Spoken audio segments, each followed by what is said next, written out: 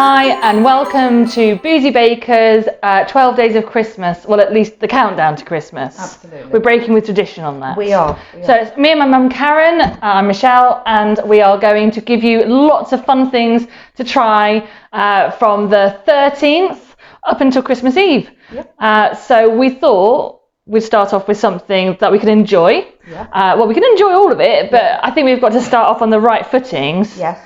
So we're doing Mulled wine. Mulled wine. Yep. So nice one, and you can keep this for a bit. Well, you could drink it, or it will last. It will last if you chose to do that. Yeah. So your ingredients: you're going to need a couple of oranges. You're going to need some cloves, some cinnamon sticks. I love the smell of those. Wait, what, the cloves? No, well, I don't know. The cinnamon, both. It's just Christmas in a bowl, Christmas, isn't it? Isn't it? Yeah. Some nutmeg. Now we're using ground nutmeg. If you want to buy a whole nutmeg and grate it, that's absolutely no problem. We've got some lemons, bitter sugar, and water and red wine. So That's easy. Easy enough. All these recipes are going to be nice and easy. Yeah, we don't want to do anything too complicated, so we're going to be covering a few drinks, some canapes, some Christmas gifts, some Christmas traditional things, Yule log, treats. So we're going to have you covered for all of Christmas. Some of these are more for the grown-ups, and some of them the kids are going to love joining in. So do subscribe to our YouTube channel. So let's get started. Right, here's your orange. Thank you. So we're going to stud the oranges with some cloves. They look a little bit like pins, and they should go straight in. If you press, they do. Yeah. So there you go. How many are we putting in? So I'm thinking about 6 to 8 in each orange. Oh, okay. There's me thinking I was going to make patterns. You were going to make a hedgehog, weren't you? Well, you can do those Christmas decorations, can't you? Can't you? When you cover the whole thing and then you hang them up on the tree. I don't know. I don't think I've seen ones with cloves. They're just covered. You just do rows and rows and rows. Am I just making this up? I don't know. Okay, anyway. We'll have to come back to that one. You can leave that. So I've got 1, 2, 3, 4, 5. So I'm just going all the way around the orange. Oh, look at you with your organisation. Yeah, I know. I am. Oh, mine's a face. I put a hat on. Yeah, but yours looks scared. 1, 2, 3, 4, 5, 6, 7. That's about right. So I'm going to put one more in. I'm having an extra because I need a smile. Okay, yours looks like it's got little hands now. Yeah. Right. Once you've studied your oranges, you need to get a large saucepan and pop them inside. So put it inside and say bye-bye to it. Right. Oh, poor little orange. And then we're going to add 60 grams of caster sugar to the mix. Oh, there we go. And then we're going to add some cinnamon sticks. So I've got some there. You can add about 4 cinnamon sticks. Gosh, that sounds a lot. Does. Okay. 4? Yeah, go for 4. Okay. So you won't be... Ooh, they're not going to dissolve, obviously. It's just the flavour. And then... your ground nutmeg. As I said, you can buy fresh whole nutmegs and grate it, but I think a good couple of teaspoons. Yeah, that'd be really Christmassy. It's going to smell amazing, isn't it? Isn't it? Mm. So there we go. Puts you in the Christmas mood. It does. On, haven't we? We're ready to go. And then a bit of sparkle. You got any sparkle? Oh, but yours is a Christmas tree. I could embellish it, couldn't I? Put some sequins. Yeah.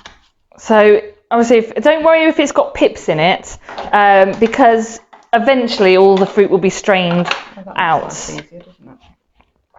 So I think to be honest, just some nice wedges. Okay. You could always pop these back into your drink at the end if you save them. Ooh. Yeah, I know, get a bit fancy.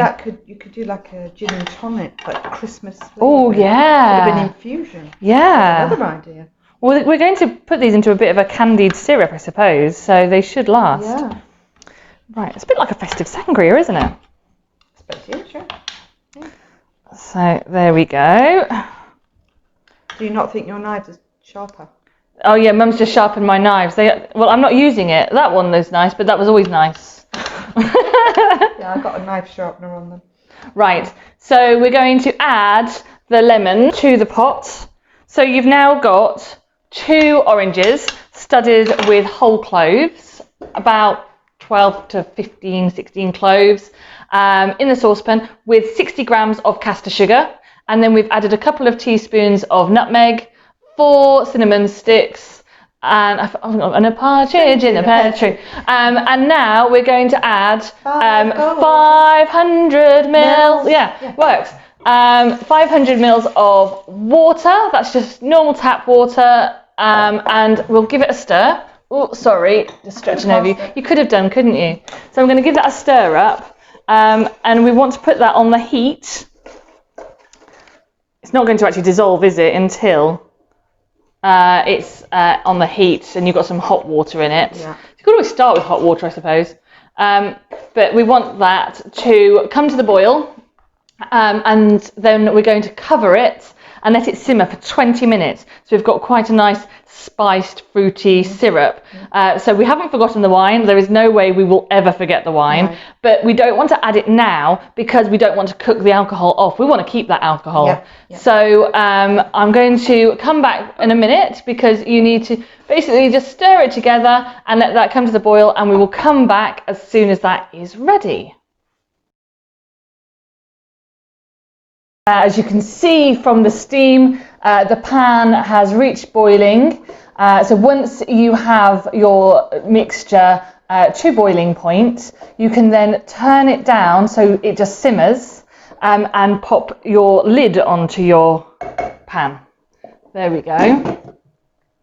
And then we're going to just turn that right down for it and leave it for 20 minutes. So again, no wine's been added yet because if you add the wine, you're going to cook off the alcohol.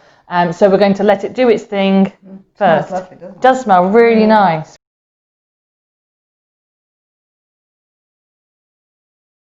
We're back again. Right. So this had 20 minutes on it. We haven't lifted the lid yet. Ooh, that smells absolutely delicious. Nice. Oh, that smells so Christmassy. The fruit softened. The oranges don't look much different, but it smells so good. So we've reduced the temperature, so it's not bubbling anymore. No. It's just hot. So we get to do the fun bit now. Woo! We get to add the red wine. Oh, there we go. Nice expensive bottle. Actually, they're all coming with screw. They are a lot of them now. So we're going to pour in 750 millilitres, which is effectively 75 centilitres, which is a bottle. So we're going to pour the bottle in. Now, a number of recipes call for sieving the fruit out now, but I think we want to try and make the most out of all that fruit and flavour. So we just don't want to boil it anymore. So do you want to do the honours? I do. Go for it. So does it matter what quality of wine? Well, I suppose like anything, if you use an expensive wine, I'm sure you will see the benefits of that, but then you are adding to the flavour. So I think go for something that is nice to drink but not expensive, so that you're not, at the end of the day, if it's a nice bottle of wine, you're paying for that flavour of wine and the smoothness, and you don't need to do anything to it. No. So I'd always go for just a mid-range. Nothing too cheap. No.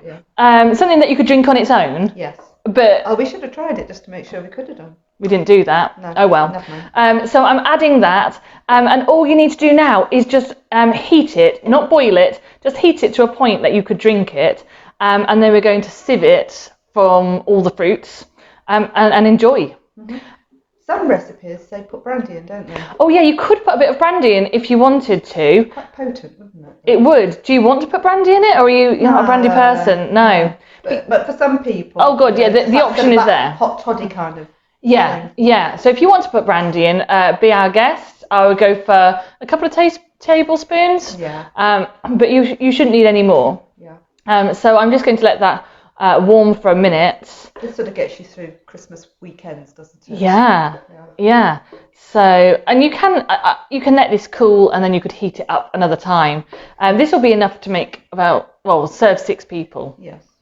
But I think when you've got colder weather and something just to warm your hands up. You could just double this up into a really big sort of preserving pot or something if you've got you can't have a great big gang of people. No, you can't. 3 households at Christmas could be quite a you might want to double it up for that. But it's quite nice as well, because when this is on the hob, and it's the smell of Christmas. You can make that in advance and just heat it up at last minute, and just that smell of Christmas in the house is so inviting, isn't it? Yeah. It's a real come on in. You know what? I think it's cheaper than one of those really expensive diffuser things. Yeah, don't bother with a diffuser. just have a pot. Yeah, that. And we're going to do some biscotti. We've got mince pies. Yes. We've got such lovely and panettone. Oh, yes. So there'll be so many things to have a go at that are going to make your kitchen smell of Christmas. So, right, I think we're probably about there. So our red wine is in. It's all had some time to heat up. I'm going to do a quick taste test because you have to, don't you? Hang on. Obviously. It's quite a big taste test. I think you have to be thorough. It's quality control. Yeah, absolutely. Now, I can taste a lot of lemon in that. And I think it needs a bit more sugar. So, of course, you don't know when you buy the fruit how bitter things are. I mean, obviously, lemon's bitter. Yeah. But so, great time now to give it a test and see how you like it. Because I am a bit of a sweet tooth. So, I'm going to add around another 40 grams of sugar. You can always do it bit by bit. In fact, let's do that. Let's do about half of it. Let's put 20 in. Okay. Oh, actually, there we go. And give it a stir. I mean, this has got to be to your taste. Yes. So if it's not got enough cinnamon in it, add some more cinnamon. Yeah. The oranges. Another thing you could do if you want more orangey taste is to cut the. In fact, should we do it? Yeah. Can you scoop that out without flinging it at me? It'll be quite hot. Remember. I've got it. There we go. Oh. So I've got the orange out. Remember, it's going to be hot, so be careful. But if you want to release some more of that orange juice, you could always cut it up. Oh, it's so soft and lovely inside. Oh, it smells lovely, doesn't it? Just watch that you don't burn yourself with it. I know, isn't that beautiful? Yeah. There we go. And we'll just pop those back in. Actually, I might do it with this spoon. Go on then. Okay. I think that's a good idea, actually. It's a good job it's only us drinking this. Yes. There we go. Right. So just give that a stir in. Stir in the extra sugar if you're going to put any extra in. And just see how that tastes to you. How long should we leave it now? Well, as long as the sugar's dissolved.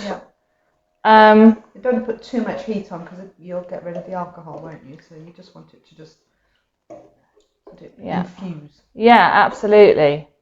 But obviously, I would use a different spoon if you're serving this to a lot of people, but as this is just for us two, I'm being a bit naughty. They don't know we haven't got 3 dozen here.